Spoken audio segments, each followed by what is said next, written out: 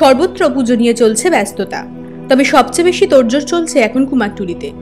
প্রতিমা শিল্পীদের কথায় মাটি, চট, পাতা, জড়ি বা অন্য সাজের চেয়ে ডাকের সাজের চাহিদা অন্যবারের মতোই এবারে বেশি। প্রতিমা শিল্পীদের কথায় ডাকের সাজের চাহিদা প্রত্যেকবারেই থাকে, কিন্তু পর্যাপ্ত উপকরণ অর্থাৎ শোলা না মেলায় মাথায় হাত শোলা শিল্পীদের। যেভাবে ক্রমশ রাজ্যে জলাভূমি কমতে শুরু করেছে, তাতে আগামী দিনে এই শোলা পাওয়াটাও খুব কঠিন হয়ে দাঁড়াবে বলে মত শোলা শিল্পীদের। শুধু তাই নয়, এভাবে শোলার অভাব যদি চলতে থাকে তাহলে ডাকের সাহায্যে একেবারেই হারিয়ে যাবে, এমনই আশঙ্কা করছেন শিল্পীরা।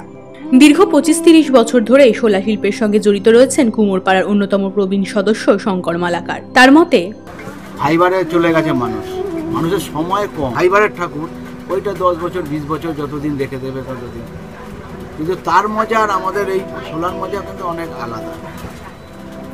ওর মধ্যে প্রাণ নেই, আমাদের শোলার মধ্যে কিন্তু প্রাণ আছে। ইতিমধ্যেই ডাকের সাজের থেকে সরতে শুরু করেছেন শিল্পীরা।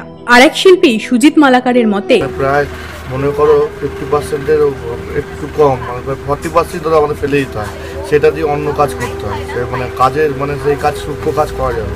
শোলাটা এই কমে যাওয়ার ফলে আমরা অনেকটাই ছোট, যা নতুন জেনারেশন মিশতে গেলে মাইক্রোচিপের মতনই এখন মাইক্রো কাজ করতে হচ্ছে।